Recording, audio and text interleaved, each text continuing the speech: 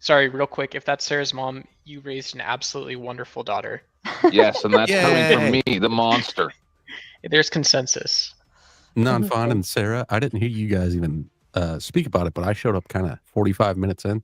Non-Fon, do you not see or do you know that all these companies have to do is build a factory in the U.S. and then they can skip the tariffs completely? Sure, I can respond to that. I can respond to that in a second. But firstly, I would just like to say I'm absolutely not convinced that I thought this through. The internal reporting suggests that they did for the reciprocal tariffs. They didn't even agree on a plan for the reciprocal tariffs until like 3 or before they announced them. And their formula was total dog shit. No economists, so it supports the use of that formula. And they miscited. They miscited a study that they used in that formula. Like all of this shows to me that they are 100% totally incompetent. Yeah, but can I break up this one-on-one real quick? Because I just want to say, Donald Trump, his entire administration, they never said once how they're impacting sustainability. They never said how they're interrupting businesses. I don't care if they're in China or Indonesia or Japan, wherever. They never said what they're actually changing. And that to me is unjust. It's not fair and it's unjust. It's not transparent either. I'd still like to hear what Fawn's got to say about what I said. Yeah, so number one, I think there's very good reasons to believe that the aggregate impact on manufacturing from these, tariffs and everything will actually be quite negative. We just got today, like, the Philadelphia manufacturing survey, and like the expectations for them are super low. It's only plunged this much in a month 3 times before, twice in 2020 during COVID and once in October 2008. We got also, a survey from the New York Fed does a survey, their manufacturers. The 6-month outlook for them is down 7.4 points. Like firms are expecting are decreasing capital investment because guess what? Tariffs, universal tariffs, like the one that Trump is doing, tariff a lot of intermediate goods. Like I was explaining this a little earlier. A lot of companies rely on goods imported from other countries to make their products. Over half the imports that we get from Canada and Mexico are these intermediate goods. When you tariff those goods, you are essentially just taxing businesses. You reduce their margins, you reduce the after-tax profit they can make. And second of all, we should always consider opportunity costs. So like I agree to some extent that if you tariff X product, you're going to increase domestic production of that product because these companies will build factories in the US. But that draws resources away from other sectors. Again, we could always be importing that good for cheaper, while the domestic resources being used to produce that product that's now being produced in the US could have gone to other more productive things. Yeah, but the whole point of this so you don't avoid tariffs if you're making a factory and having to buy stuff from outside of a country to make your factory build shit inside the country. True. Yeah, but if we just build it all here, we don't have to worry about getting it. If we were just our own little planet, we didn't have to interact with anyone else on the fucking planet. Gentlemen, one at a time, please. I can't hear you. Very simple question, Trippycast. It's a very obvious answer. Do you think that if all the mining for everything was done in the U.S., if all the refinement was done in the U.S., if all the transportation, if every single step of the supply chain to produce, let's say, iPhones in the U.S., and that was done for every product, do you think total output for the U.S. would be higher or lower? Like our GDP, would it be higher or lower? We can make it higher. All we got to do is export the goods that we create in our own country. We export it. They pay us. We get more money. They also build factories here. They pay our people. You're not considering every American working in a mine. Every American working in a mine. Every American working in a steel mill is an American that's not working at a more productive sector. It's an American that's not able to work for Apple, not able to work for Microsoft, not able to work for one of our big banks, which do, by the way, export their services to the entire world. That's why computers everywhere, our 51st state. Computers everywhere use Windows, right? And that's a product made in the U.S. That's a software made in the U.S. These are higher productivity sectors that you would be diverting resources away from. So our output would fall, our productivity would fall. Why don't we just ask Russia? Why don't we just ask Russia? We've already sanctioned, what's it called? Kaspersky or whatever it is. Kaspersky. Yeah. I mean, we do this all the time to other people. Well, I mean, do we really want, I mean, I feel like a lot of Americans are pretty well educated and having a college degree is just kind of a thing you do at this point. Do we want our our society over here being more worried about creating like laboring, manufacturing kind of stuff, or would we rather put us to better use and doing big smart things, you know? I do a little both. I'll do some mining and I'll create programs. But before we move on fun. from the guy who said about that America can produce more stuff. So you'll agree that Canada is America's major trading partner, right? They're like our little cousin. What do we trade with? But we're a major trading partner, right? So the problem with that is we are not going to buy enough from you guys because we already are at a surplus for everything we produce. So that's going to negatively impact America, whereas all of our prices for groceries and the majority of things that I buy are to pre-COVID pricing again, where everything had almost doubled. I literally do not understand what you're saying. Okay, maybe I'm being stupid, but I think it was just an incredibly stupid thing that you said. You're saying what? Okay. First of all, we don't have a trade surplus with Canada. You're aware of that, right? Like, I don't know, like not what I said. Okay. Specify what you said about surpluses. Canada has a surplus of almost anything that we produce, and we are your major trading partner. America cannot sell stuff to us like the other gentleman suggested because we already have too much. As soon as the tariffs went into place, groceries were on sale everywhere. I stocked all my freezers up, everything, because things were cheaper, as cheap as they were before the pandemic. And y'all were making fun of us. That's a great.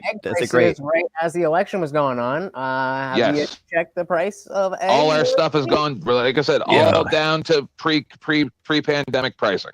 That's great. That's great. You have that anecdote, but again, the Trump administration's own fucking study. No, it's not an anecdote. I'm not even going against you, imbecile. Watch it. Won't you listen to people who are more than double your age and have been in this field for a very, very long time? True. I'm not contradicting you. I'm contradicting the other. Dude, listen. All right, get to the point. I'm contradicting the other guy that said that America can create more things to sell. But the problem is you guys don't produce anything we need.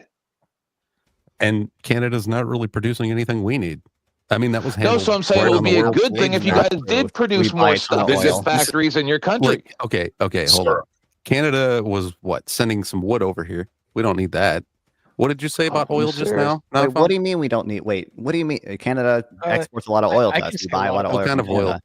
I can at least say a little bit. I don't remember. I don't remember the terms, but it's baby like Canada just use oil or whatever.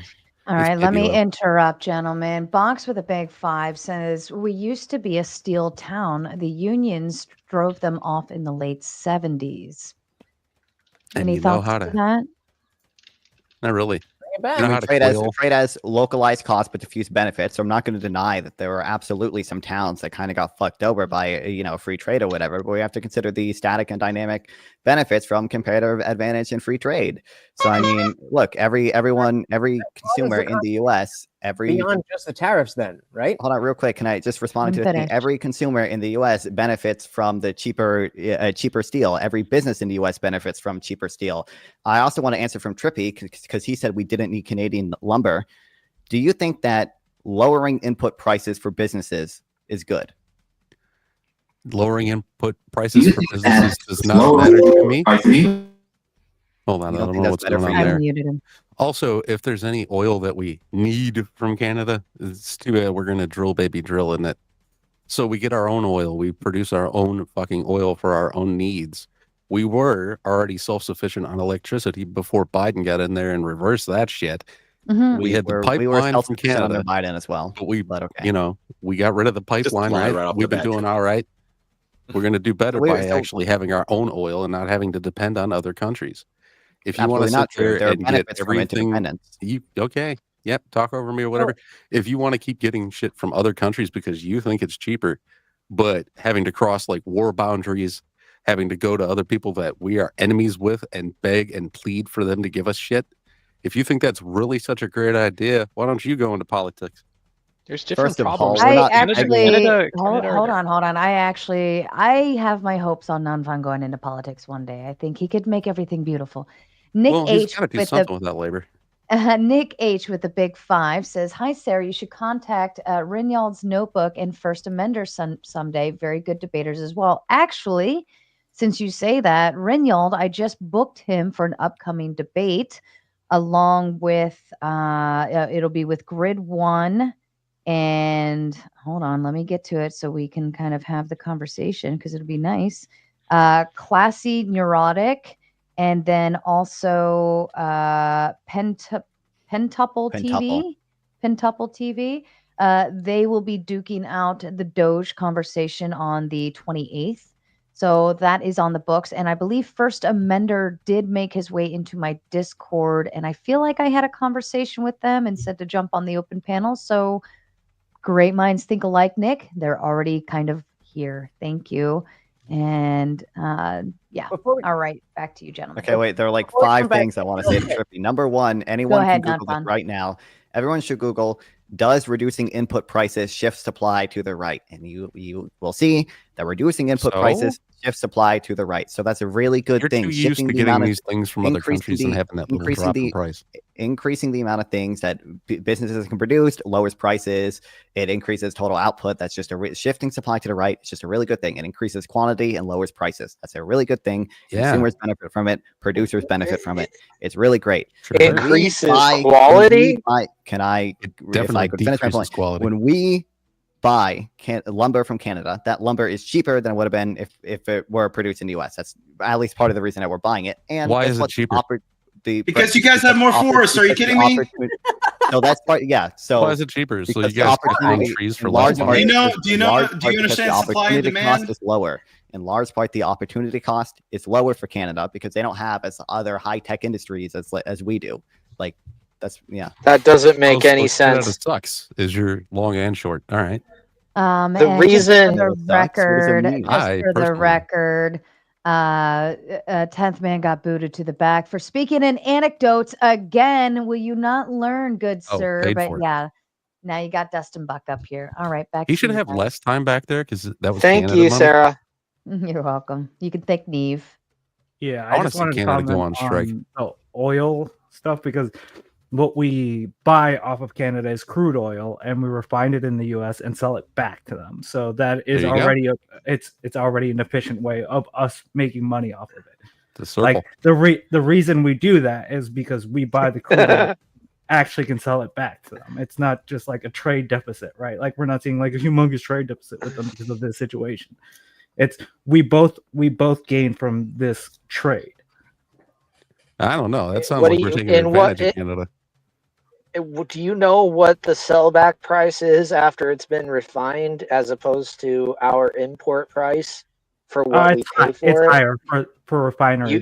I mean, you could say that, but do you have any numbers to back it up? I don't have any numbers off the top of my head, but like, it is higher. Be more expensive than having crude oil. Presumably, if it was lower, these companies wouldn't be profitable. They'd be losing money, turning something into a less valuable commodity. Like what? Like, and that's why it's no. That's not end of processed kind of economy. We want to be the country in the world that we are the experts. We are the people that. Who's we? Do you have a mouse in your pocket? America. United States. I'm sorry, I'm an American. I don't know what you are. I know there are a lot of Canadians on here. Goddamn right. Anyway, so as an American, I want to have the best kind of experts in my economy, showing that the United States are the leaders in this global capitalist world. I believe in capitalism. I understand that a lot of MAGA by getting ripped off. Capitalism, they want to have a Chinese, they want to have a world where you have all manufacturing done as an autocracy, where everything is done in the United States. It's completely stupid. It's completely fabricated, and it's only done because you hate Democrats and you hate liberals. Does America have to export in order to make money? Yes, absolutely. Well, kind of. Actually, kind of. Exports are the way that we get foreign currency to pay for imported products. So, kind of, yes, but. So, do we know? Sorry, that's funny. tell the pretty brown lady to shave. What did I miss? How did I miss this? I am pretty. I am pretty. You are pretty. And he's a lady. Thank you, Smokey. Sorry for the interruption. Do this like a lady. If he was on my show, I would change the Let me white ask a question really quick with the panel. Do you guys all Jesus. think that trade deficits are inherently bad? Of course not. That depends on which side the deficit is on. What? Do you have a trade deficit with your grocery store? Look, I'll give you the short answer. With your grocery store? As long as everyone owes America money, then do you have a trade deficit with your grocery store? No.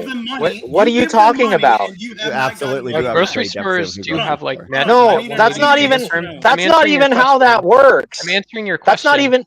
Do you want to know how grocery stores buy stuff? How retailers buy stuff? You can order something and you can pay them in 120 or 90 or 60 or 180 days. There is a deficit. That's like how what's it called? That crazy WeWork story where that like Bay Area tech company crashed. Translate crackhead $10 billion in liabilities. A grocery store could theoretically it's like a net. That. You pay like a net 45, a net 90, so on and so forth when you order for manufacturing. Is that what you're talking about and referring to? Yeah. Yeah, 110%. Yeah. Talking about retail versus wholesale. One. It might not even be collateralized. They basically just ship you something, and they trust you to pay them. That's also how like advertising works. They call that credit. The issue with the Trump administration. I think the point that I don't care about store credit. The trade deficit numbers were only made up because they believed that we gave them so much money. We bought so many things from them, and we didn't get anything in return. It's just like calculating. We have a trade deficit. You personally have a trade deficit with your grocery store.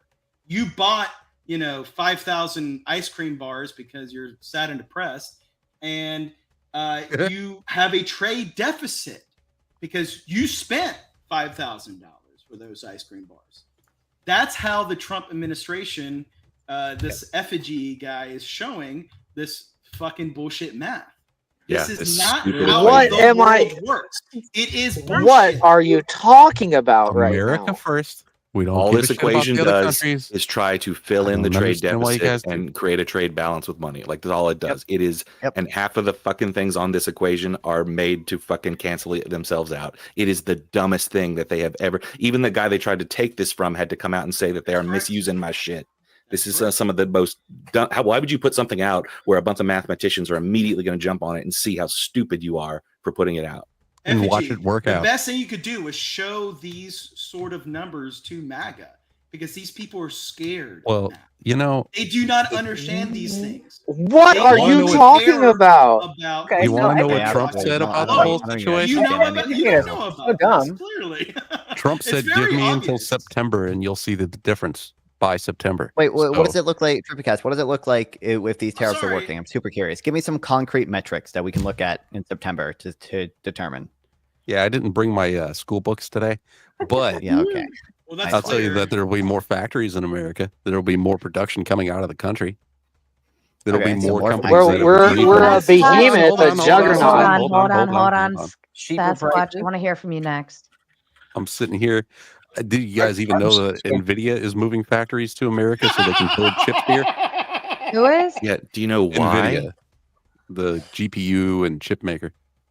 We'll have manufactured chips in the U.S. Do you know why, It has nothing to do with infrastructure bill or the CHIPS Act, and it has nothing to do with those things. Exactly. You can hold your breath and squeak a laughter if you want to, effigy. Anything that's going to happen a few months into the presidency of a president was enacted before he got it. Okay. I want to hear Sasquatch. No, it wasn't. I'm sort of trying to digest all of this from both directions. And I mean, I'm usually a two-pupper kind of guy, but I'm having trouble keeping up on both sides of this one. I'm not going to lie, I'm a little outclassed here. Economics was never my strong suit. I married money. I don't know what to tell you. There's a dollar sign in your name, my friend. There's a dollar sign. I slept through econ and still passed. Cash App. That's his Cash App. So, I mean, and I'm kind of in the same position too, Sasquatch, where it's kind of like, well, I guess we'll fuck around and find out at this point, right? We're just going to have to wait and see whether this is good or bad. And then no matter which way it turns, one party is going to be pointing at the other party saying, "I told you so," right? And then, then I have one rule. I have one rule. When I talk, that's it. When I talk, outside of that, I don't give a fuck. All right. So fuck around and find out. Then we're gonna point at each other. I told you so. Or it's like not gonna be good enough, or it's to this or to that. And all we're gonna do is have the same divisive talking points all over again. And now you're gonna see the country split in half one more time over whether it worked or whether it didn't. So I feel like this is almost like a trap. And there's like still not going to be any winning side no matter what. Well, even if yeah, look, no offense, we already have the free trade side already has the "I told you so." It's every economist for the past 200 years. It's every study from Trump's first term that found that tariffs reduced employment, that tariffs reduced output, that tariffs hurt GDP. They didn't raise much revenue. They caused retaliatory tariffs and that harmed exports. It's absolutely correct. Slow down on the Kool-Aid. And how did people work? This is a cult. If you go against what Trump says, then it doesn't make sense to these people. I'm sorry, the Kool-Aid has been drunk. There's no way. He's got a point. We get it. We get it. You make a point. Or just 7 months just to get you guys to admit you're anecdotal. I will get to my point. People. I know I'm very slow. Indian Jesus. That was a good one. He got you there. Indian Jesus. All right. Anyway, my point is that Sarah was talking about earlier that we're just going to go back and forth. Yes, we are going to go back and forth because there is one side that only believes in one thing. What did my leader say? That's what I believe. And give me a break, dude. Facts, wait a second. Hold on a minute. Hold on. I got to ask you something on that. Objective truths do not compute with one person saying that they believe one thing one day, and when someone says something contradictory, or when the market crashes and completely goes against what the line of what the party is. The market never crashed. The market never crashed. Market never crashed. See, this is the perfect example. Sarah, I'll show you exactly what I'm talking about. The market did crash. And we have the market this crash. Dude right here. Like I will say. You don't have to yell at me. My financial advisor did not send out any crazy emails saying to hold tight, no worries, everything's fine. And that would have been when he would have sent something telling me not to worry. So if I didn't receive that, I'm not concerned. It recovered and hit higher numbers the next day. Also, the market was at lower numbers when Biden was in there. Hold on, Trippy. That was unbelievably stupid. So many things you just said that were unbelievable. You hold your breath. A lot of wrong. I got a question for Pursuit. Go ahead, Trippy. Finish it off. Pursuit. Who's the leader of the Democratic Party right now? We don't have a leader of the Democratic Party right now. Exactly, because everybody bailed on it. No, absolutely. Exactly. That's why they carted Joe Biden. No, that was a brilliant counterpoint. No, counterpoint. Exactly. Yes. But that's why they fucking touted you're in a cult. The zombie Joe Biden out the other day. You're in a cult. I'm not the one who hold on. You're the one who's repeating them. I will just start throwing you all backstage if you don't shut the fuck up. One rule. Pursuit, I think your argument is very weak in terms of by calling it a cult and by saying that we're just following one leader. Obviously, there are reasons why people are agreeable to the man that they all voted for, right? Mm-hmm. And then also there are different dynamics all over the place. I wouldn't view myself as a cult leader if I voted for if I voted for Trump, or if I choose to be agreeable to, oh shit. My thing just like stopped. Oh my God. Okay. We're still here. Like I wouldn't view that as a cult talking point. And if you're going to call it a cult, I'm going to ask you to actually give me a lot more standing defensive points to that claim before we move any more forward. If not, then it's just kind of an ad hom point.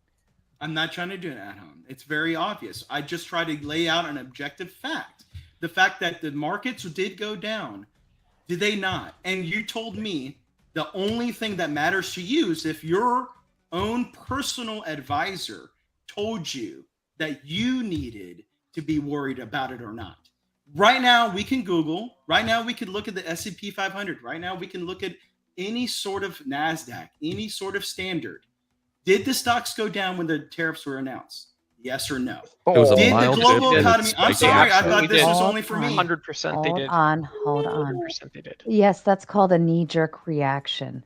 That's what we do. Everybody panics for a day and then we stabilize. Even when that stabby thing that everybody had to get, when that whole thing happened, we had a knee-jerk reaction and because people start pulling because they get scared and then everything drops, but then it goes right back to stability. And it always, if you look at the actual are we stable, ma'am? I'm sorry. Hold on. We're not stable. Excuse me? You're not stable. We're not stable. You're not mentally stable by continuing to interrupt me. What I'm saying is if you look at the charts back to the 1920s, even when that big stock market crashed, the number has always gone up since then. It's even though it has downs, it's still not further down than where it started even back to 1920. It's always continued to rise every time. So you have dips. That's normal. That's why you invest when you're young so that you can afford those little dips so that you're not retiring on like an oh shit moment, right? You have time to let your money harness and go up and down. It's going to do those things.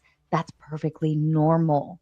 There's nothing wrong with that. To say that's a crash for a fucking day and then it came back up, that's retarded. That's not a crash. Sarah, aren't you worried? Can I ask, what if I was worried about like hedge funds? I'm worried about like that in that dip, there's hedge fund managers, there's people, there's like the sort of riskier stockbrokers and stuff. Like, sorry, hedge funds are a bad deal for anyone anyways. If you're dabbling in a hedge fund, you already know you're a full 100% risk. 100% because of fees and risk and stuff. Well, because you're dabbling in before you have in that kind of aspect, right? I don't remember how hedge funds like work 100%, but I remember they're super duper risky. That's why a lot of smaller firms won't touch them. Hedge funds are usually what takes place when you're trying to play as an intermediary between someone who has a stock that is looking to rise in value so that you can put it off into a separate account so you avoid paying the difference in tax. That's what a hedge fund is. Right, but it's to do before you have. Right, you're assuming you're going to have. Absolutely correct. You're taking a loan out on future value of a stock and the likelihood that it's going to rise. But it's 100% risk. There's no constant or stableness to it. There's no security behind it. That's why it's so risky. So if you're a hedge fund driver, you already are aware that things could crash on the wrong day at the wrong time, and you're stuck in the middle. It's 100% risk. Yeah, there's no security in it. I'm on to a few things now, if I could. I'm not worried about the hedge funders because they already know that. They're already fully aware. But if I just want to comment. But they don't. People pull out of their mutual funds and 401ks all the time because of stuff like this tariff. Stupid. That's the dumb. They have poor and incredibly retarded financial advisors, or they don't have financial advisors to tell them, hold. It's common fucking sense. What goes down will come up. It always does in the market, and that's just common sense 101. Look, Sarah, you're right. Output. Go ahead. It's not fun.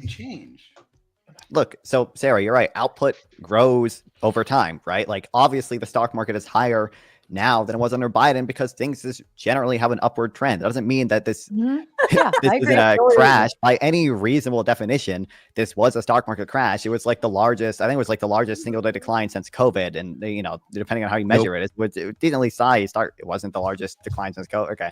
But look at the declines during Biden. It was in the top 10 of single largest percentage drops in the history of the stock market. I just want to say one thing. All I heard you say just now is blah, blah, blah, orange man. There's something called a Monte Carlo, right? Where you can run a scenario that shows how stocks are going to perform. And so when we see things like tariffs, like people that just love investing in their 401ks, people that just love putting an extra $100 from a paycheck or $25 from a paycheck into their Vanguard or Schwab account, these people, when you see a Monte Carlo that runs 1,000 scenarios and tells you what the distribution is going to look like, best case, worst case, most of the time, 99% of the time they're right. You can't do that when you have a madman who can control like a critical lever like trade. That's not a reason to limit the presidency, but it's also something that's not good for household investors. Somebody translate crackhead for me, please. It's more embarrassing when you don't understand. Real quick. It absolutely was the biggest single day fall in the S&P 500 since COVID, since 2020. Absolutely was that. Second of all, output obviously continuously grows over time. It's dumb to compare, to say the stock market is higher now than it was under Biden, because it just grows continually over time, even if it follows a sawtooth pattern where it drops sometimes and goes up sometimes. So that's how many obviously times are you going to repeat that? Stupid. But real quick, you guys keep interrupting me. Also, there's a very simple. First of all, part of the reason is because Trump started walking back some of the tariff claims, and reporting started coming out saying that he was going to pause 90 days. There was literally a tweet, caused the stock market to jump 5 percentage points. Yeah, and he said, "Why now?" He said it was fake news, and the stock market crashed again. And when it turned out to be real news, the stock market recovered, partially recovered at least. But here's so obviously part of the reason the stock market recovered was because Trump walked back some of his claims about tariffs. And also, here's the stock market is not the economy. We have to compare to the counterfactual. Very simple question, very simple answer. Do you think the stock market would be higher if Trump had never announced tariffs in the first place? No. Who cares? Unbelievable. John, have you considered the fact that the economy isn't the stock market? The stock market represents. Don't touch it. Leave it alone. Don't fix anything. Don't try to make anything better.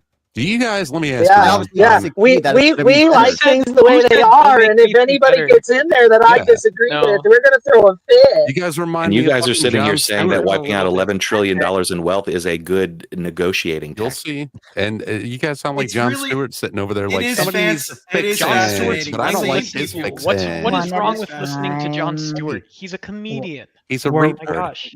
We're missing a big part of this as well, because typically when we see dips in the stock market, we don't see the bond market freak out. That's true as well, avoided Hornet. You're correct. All right, what's up? I don't know. I have no control over what's going on here. Okay, I don't know. The people wanted us to 1v1, man. Okay, so you said the stock market is not the economy. Do you think very simple question. Do you think it's rational for markets to believe, for people who own, companies to believe that overall output in the U.S. will fall because of the tariffs? Overall output in what now? The stock market or GDP? What are we talking about? As in basically GDP, overall economic output in the U.S. Gross national domestic product, as you just mentioned, 10 seconds ago, that it always constantly is on the uptick. Well, generally the stock market. Yes, but do you think the stock market follows the national GDP? To a large extent, the stock market is basically a claim on the after-tax profits of corporations. So maybe you want to be more specific, but no, you want to no. Let's get specific. Let's get specific. The stock market is equivalent to a betting market. Okay, I take this amount of money and I buy at this price in the bet that the price is going to be higher at the point that I sell. That's it. There's nothing more to it. It's not ethereal. It's not magic. It's 90% of what causes inflation. It's why housing is so high. Is because we got to come up with the money. That's not true. So that's not true. But here's the question. It's not true. Okay, you're correct. People are betting that it's going to go up. My question is, do you think it's irrational for people to think that the U.S. economy is going to be worse because of these tariffs, and therefore they want to pull out their investment from the U.S.? No. So no, the stock market is not the economy. Again, you can keep repeating that, but the stock market absolutely reflects what firms and people are anticipating to happen to the real economy. I understand, the stock market. You can maybe argue it's not the real economy. But people have 401ks, which are meaningful to them. People have investment, which is meaningful to them. They need that money to fucking retire. They need that money. What is the backbone of money? What is the backbone of money? What gives money its value? It's basically that so it's a combination. I don't know how this is relevant, but it's a combination of the authority of the issuing government, basically. So because the U.S. government collects money in taxes. People want. No, you're 110% wrong. 110% right. So people want to, because the U.S. government needs U.S. dollars for taxes. No. People want dollars so they can pay their taxes. No, it's also currency. Other people just use dollars, so it's a useful. Okay, are you done rambling about a bunch of useless garbage? Currency is based off of revenue. Do you know what revenue is? Yes. Do you know what revenue is? What is revenue? Explain revenue to me. It's the total amount of money that you can raise through selling your products. So there's a more technical. No. Revenue is profit that's generated by a company that can then be later monetized. That's what revenue is. That's what the economy is. Your revenue minus your expenses is profit or whatever. So you don't even know what revenue is. Also, currency is not based on revenue, considering that revenue is denominated in currency. Like, I don't know what the fuck. Are you listening? Listen to what I'm saying. I don't even know what you're saying. You don't generate revenue unless you generate value, right? That's how. Like, if I'm a grocery market, right, and I'm selling produce.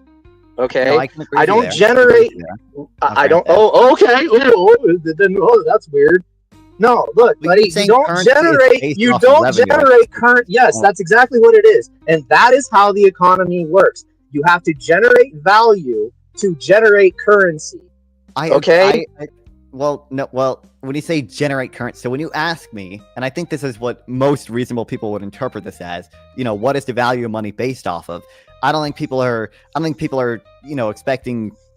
I think people are like asking, essentially, what gives money its value, which is because that's what you fucking asked, and not like what revenue is. Like, I don't know what point you're trying to make here, buddy.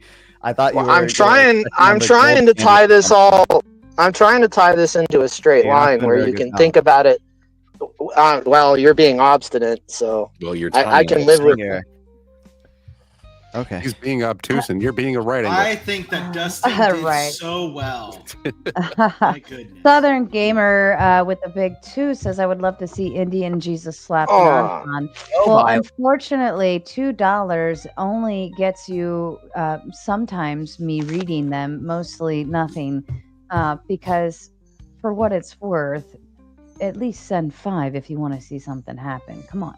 You know what I'll do? I believe in capitalism. Rude Mud Crab in with a big 5 says the stock market is a signal of confidence in the economy. But I mean, me personally, I think it's a knee-jerk reaction, right? It's an emotional reaction. People get afraid and it's fear-based. And they pull money or pull this or do that.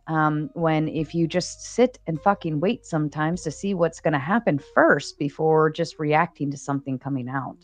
It's not like it's not at all irrational. It's not like people to be scared when they don't know what trade policy is going to be, when they don't know what the fuck is going to be tariffed in 3 months. They don't know what tariffs are actually in place. Like, it's not at all irrational. It's not like a consumer confidence. Avoided Hornet. I want to bring it back. Nobody knows any of those things ever. Nobody knows any of those things ever. This is crazy. We have indexes.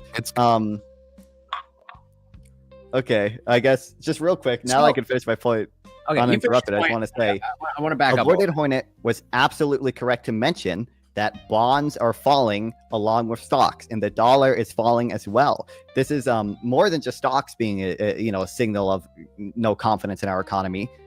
The bonds and the dollar following signals that investors are dumping their fucking dollars.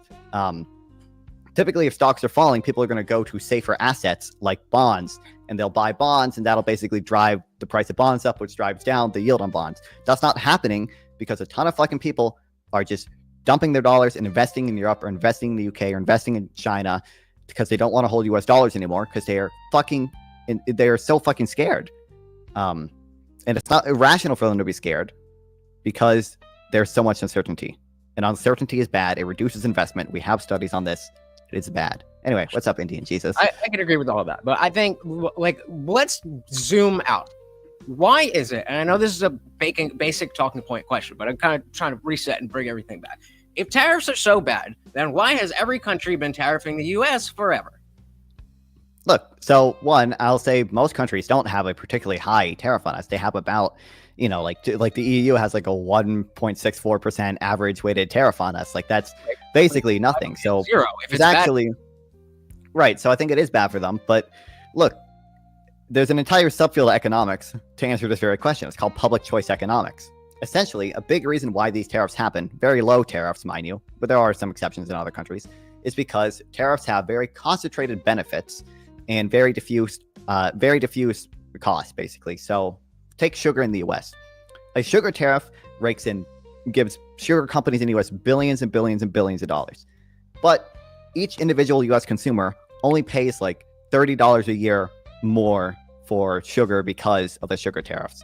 What this leads to is something called rational ignorance. I encourage everyone in the audience to look up rational ignorance. It's not like a thing I'm making up.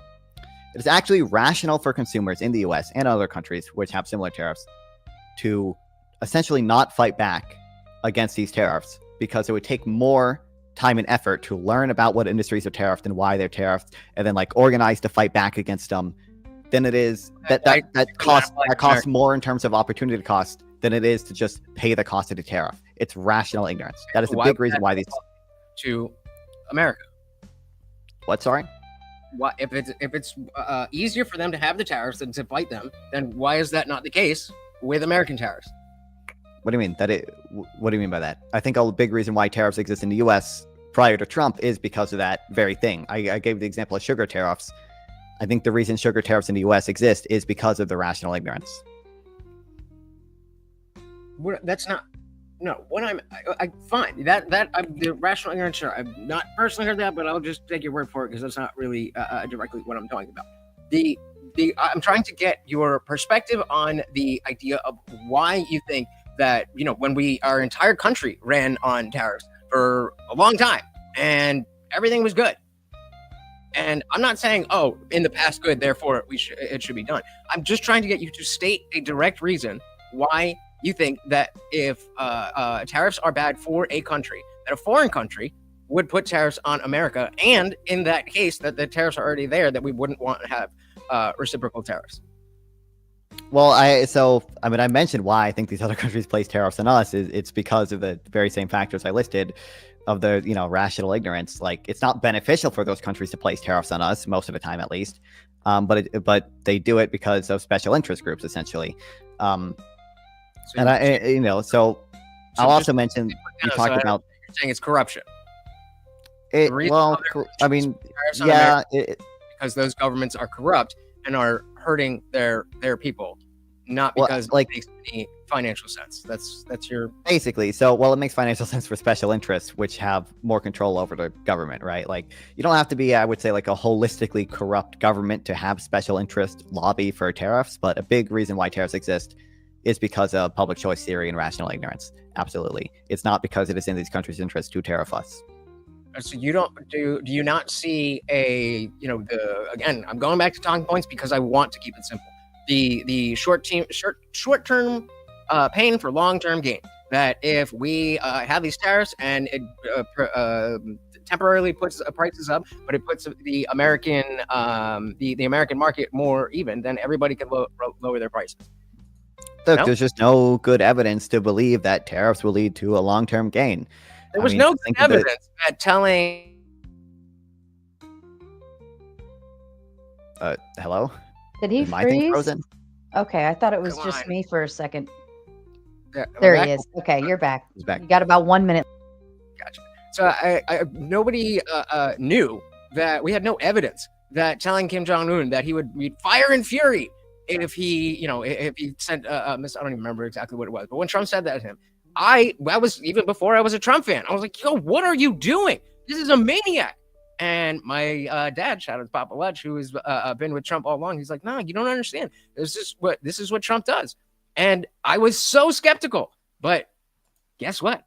Trump was right again. You can only see somebody step on a banana peel and do a backflip so many times before you believe, I think this person can do a backflip.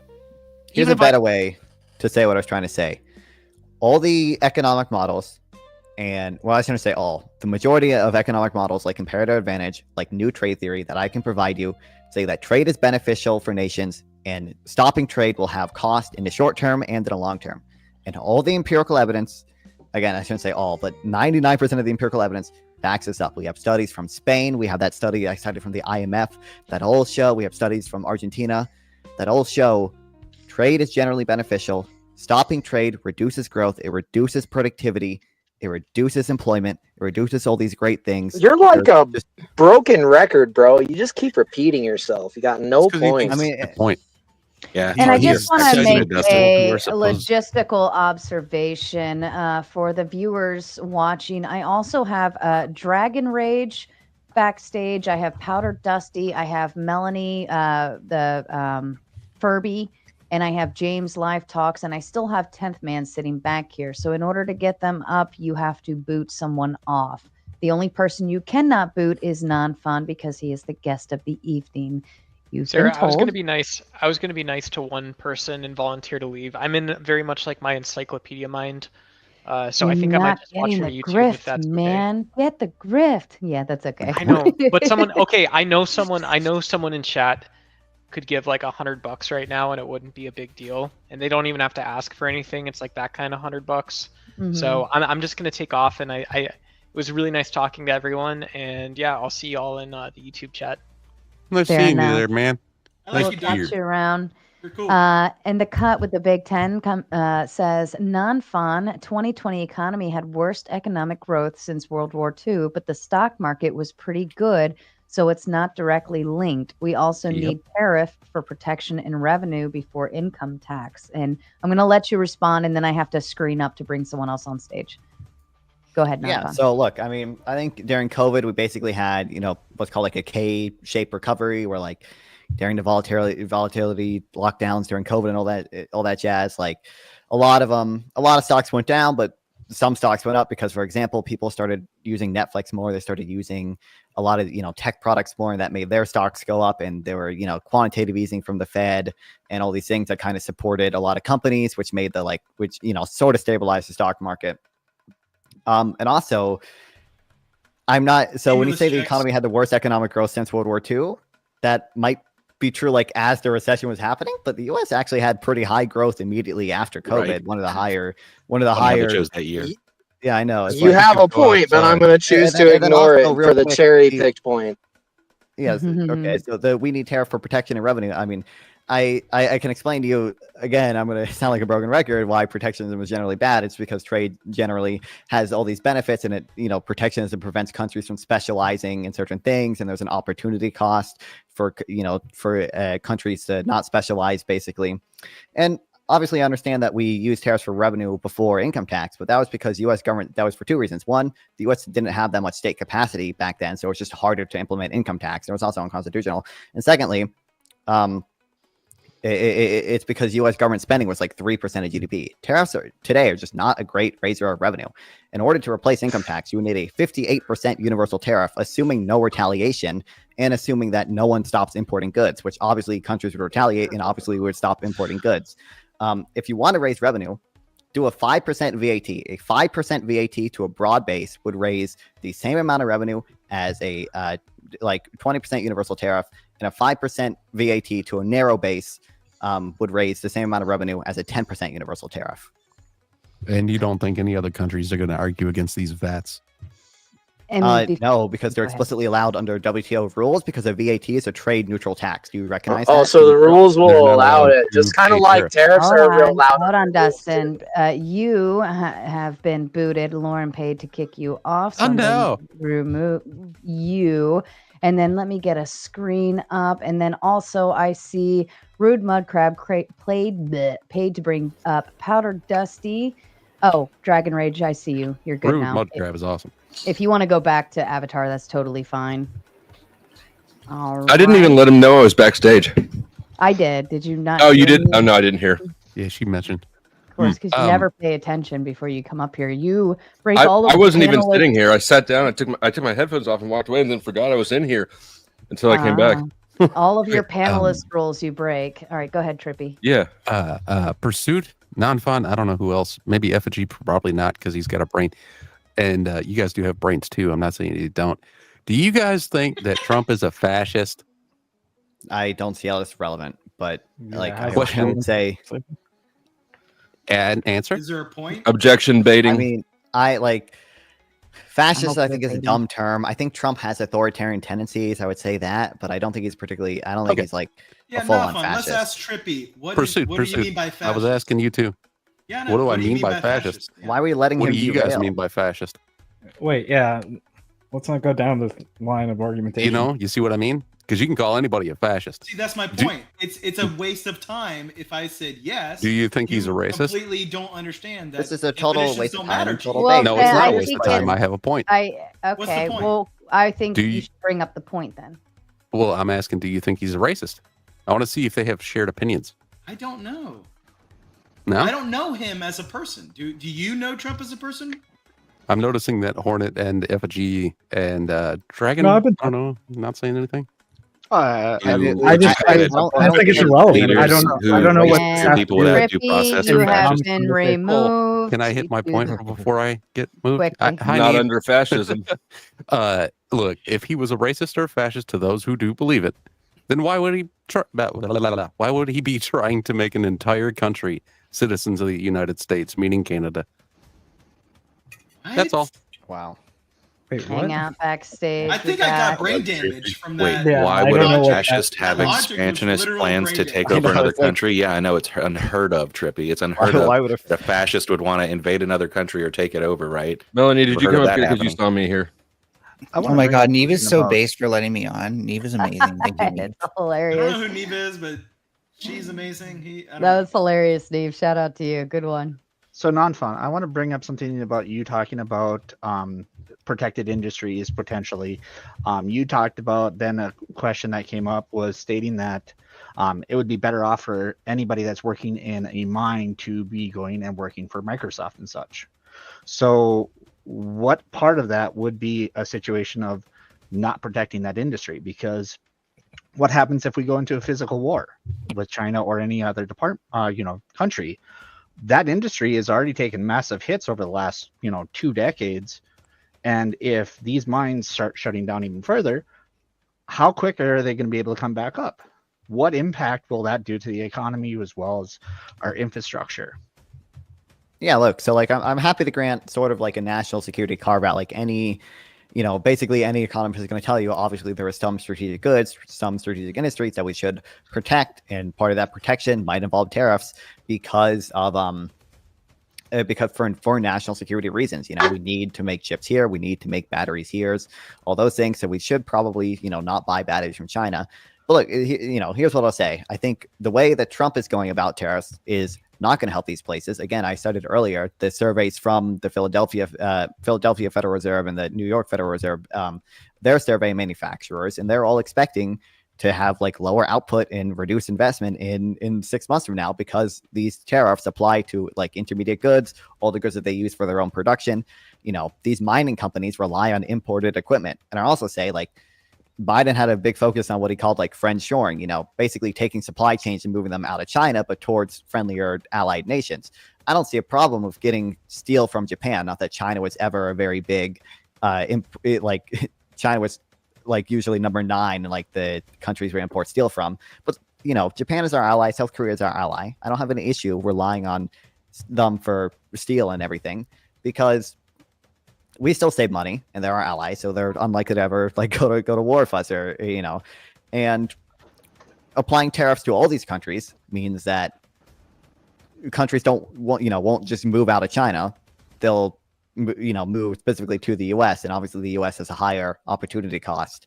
Okay, so I grant you that, but here's the situation. Those industries aren't actually being protected as of this moment. As of this moment, one of the other bigger mines has already shut down, and the 2 other ones that are in the what is called the Iron Range or the Mesabi Superior Range is already shutting down, and they're the largest manufacturers of steel, iron ore pellets in the area, in the entire U.S. And those shut down, the entire economy in those areas crash, and people move away. How quick would it be to be getting those back up? Why are you willing to just say, yep, okay, the people that work in those mines should go start working for, companies like Microsoft and the such, when once those economies and infrastructure disappear, they rust out, they decay, everything dies. And then that entire region goes away. Remember, like, I think it's I think it's useful to think of trade as a type of technology again. So trade is going to have localized cost. I'm not going to deny that. If we, sign free trade agreements with China, let's say a factory is offshored, which I don't believe trade is the main driver of that, but I'll grant that it does happen sometimes. There might be towns that are fucked over, but also every consumer in the U.S. benefits, right? Every consumer benefits from cheaper goods. U.S. exporters benefit because now, we're supplying our dollars to China, and that drives down exchange rates, and that means exporters can sell their goods for cheaper. And it means that domestic resources are freed up towards more productive use cases. Now, I'm always talking about averages and like aggregates. So I would say, because trade allows for specialization, because these resources are now going to be used for things that we can specialize in, overall average productivity in the U.S. is going to go up, and that's going to increase average wages. That's going to increase our growth rate, and it's going to have all these broad-based benefits down the line, even if in the short run there is some localized cost. But like, I don't think we would ever say that, like, for example, if someone invents, if we were using shovels to, dig canals, and someone invents the bulldozer, obviously, like, the bulldozer is going to hurt the people that were previously all using shovels to dig these canals. But we would never say, don't use the bulldozer because these people need jobs. We would say, obviously, the benefits of using a bulldozer outweigh the cost of these people. That was the New Deal, exactly, sir. You just described the New Deal almost perfectly. They paid people to use bulldozers. I mean, well, yeah. Sorry, let me read this. It's been sitting there a little bit. The cut with the Big Ten says we are in too much debt, and our defense chips are built in China. They don't follow the rules. If people have more purchasing power but not buying stocks, will economy crash if people are buying products? Well, they can't even buy products if they can't have a job. They're building in Taiwan, not in China. So I mean, Taiwan's and if we're talking, those are two different countries. Well, yeah. So I mean, do you want to read that? Yeah, these two are quick. Neve came in again. As my second order of business, I will remove Furby. Neve is exercising her power to its full degree. I love it. And Ryan Thorup with the Big Ten says this is just because Neve is so based. I love it. Thank you. Okay, non-fun, go ahead. Oh, shoot. I forget what I responded to at this point. I mean, I think it was... on this. It's all right, son. You've been talking a long time. So like the chips point, like, I already granted, like, there are national security, caveats to free trade. Obviously, I do want a lot of chip manufacturing to be done here. But I will also mention, as I mentioned previously, a lot of times tariffs invite retaliation and reduce labor productivity. Well, we observe that subsidies a lot of times don't have the same effect. A lot of countries aren't necessarily going to tariff us just because we subsidize our own chip industry. And again, universal tariffs will mean tariffing the inputs for all these strategic goods. That's why U.S. manufacturers do not like these tariffs. And it means, hurting our own exports, which U.S. manufacturers rely on. When it comes to the too much debt point, I already mentioned tariffs are just not a good raiser of revenue. If you want to raise revenue, 5% VAT would raise the same amount.